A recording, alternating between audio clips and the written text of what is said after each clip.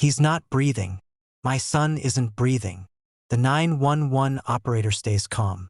But what she doesn't know yet is that the woman on the other end of that call is lying. August 3, 2025.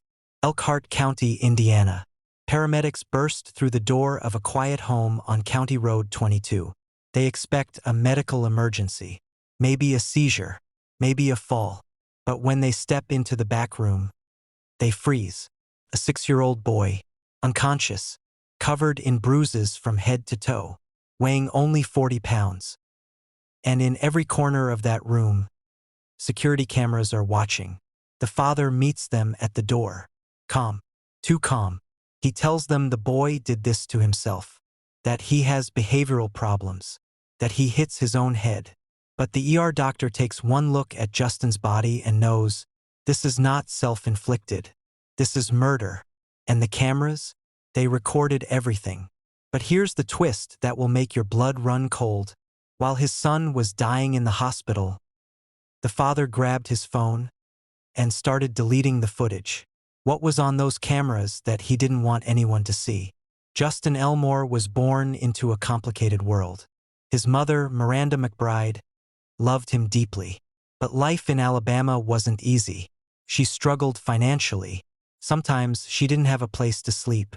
She made the hardest decision a mother could make. She let Justin live with his father in Indiana, believing he'd have a better life. Franklin Elmore Jr. seemed like he was doing okay. He had a home, a wife named Cheyenne, stability. Justin's grandmother, Carrie Brown, remembered the boy as someone who loved easily, who trusted fully. His Aunt Chelsea said he was a piece of her heart walking around outside her body. He was just a normal kid. He loved to play, to laugh, to be held. But behind the closed doors of that house in Bago Township, something dark was happening. And the people who tried to warn authorities, they were ignored. Months before Justin died, red flags were everywhere.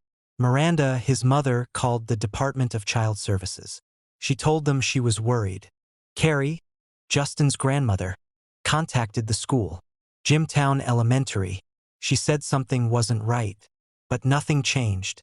Neighbors noticed something strange. A dirt path worn into the backyard, like someone had been running in circles, over and over and over again. One neighbor told police, "That boy ran so much, he wore a trail in the grass." Inside the house, Justin was being disciplined. That's what his father called it.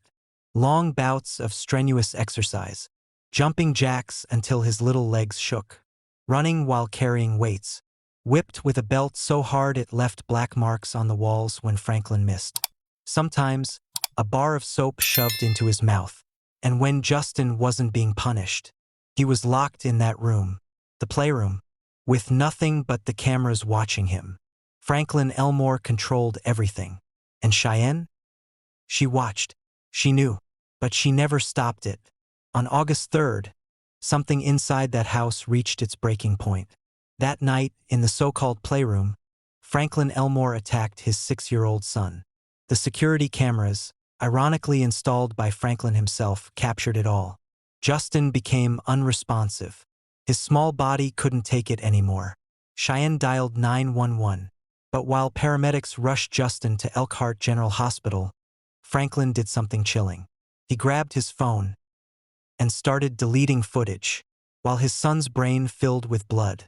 While his organs began to shut down, Franklin was destroying evidence. At the hospital, doctors examined Justin's frail body, head-to-toe bruising, internal bleeding in his brain, lungs, and stomach. Malnourished, underweight.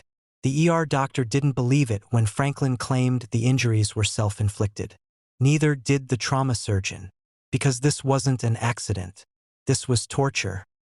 And just hours later, Justin Elmore, a 6-year-old boy who should have been planning his 7th birthday party, was pronounced dead. Detectives descended on the home. They searched the playroom.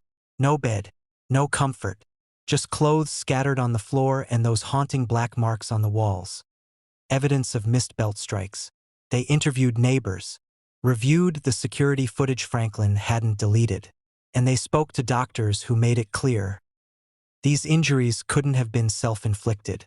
The medical examiner's report was damning. Blunt force trauma. Days, maybe weeks of sustained abuse. Franklin's story unraveled quickly. Under questioning, he admitted to the discipline, the belt, the soap, the forced exercise. But he claimed Justin hit himself. That the boy had behavioral problems. Cheyenne? She stayed silent at first. But investigators discovered something crucial. She didn't just witness the abuse. She failed to report it. She lied to hospital staff.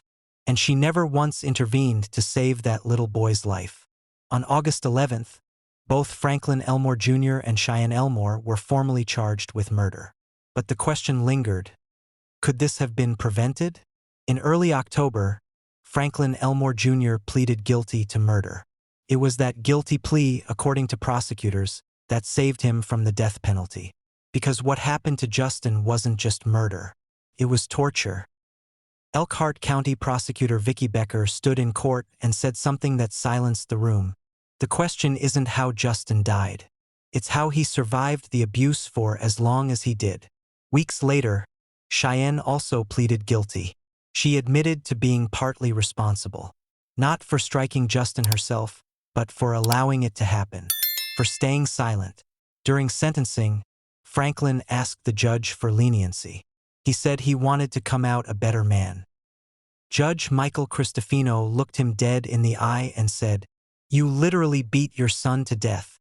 Justin's mother, Miranda, spoke through tears. She said she had to plan her son's funeral when she should have been planning his birthday.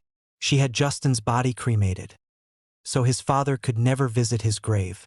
His grandmother, Carrie, said she still loved her son, but couldn't understand how this happened. His Aunt Chelsea said losing Justin broke something inside her that would never heal. And Franklin, he got 65 years in prison. But for Justin, there is no sentence long enough. Today, Franklin Elmore Jr. sits behind bars in Indiana. He'll be 94 years old if he ever walks free. Cheyenne Elmore is set to be sentenced on January 13, 2026. She faces 60 years. Miranda McBride returned to Alabama with her son's ashes. She carries the weight of a decision she made out of love that ended in unimaginable tragedy. Justin's grandmother and aunt are left grieving not just the boy they lost, but the man they thought they knew. And the system that failed Justin? The school officials, the Department of Child Services, the people who were warned months before he died? They still have to live with the fact that they could have saved him. But they didn't. Justin Elmore was 6 years old. He weighed 40 pounds. He loved easily. He trusted fully. And the last place he ever saw was a room with no bed, no toys, and no love. A room his father called the playroom. But for Justin, it was a prison. And to this day, the cameras that recorded his suffering remain the only witnesses to the truth. If the story moved you, hit that like button. Share it. Because cases like Justin's don't just need views, they need voices. Too many children suffer in silence. Too many warnings go ignored. Let's not let Justin's name be forgotten. Drop a comment below. Tell us what you think should have been done differently. Should the system be held accountable? And if you want more deep dives into true crime cases that demand justice, subscribe and hit that notification bell. Because every story we tell, every case we cover, is a life that mattered. Thanks for watching. And remember, speak up when something feels wrong. Could save a life.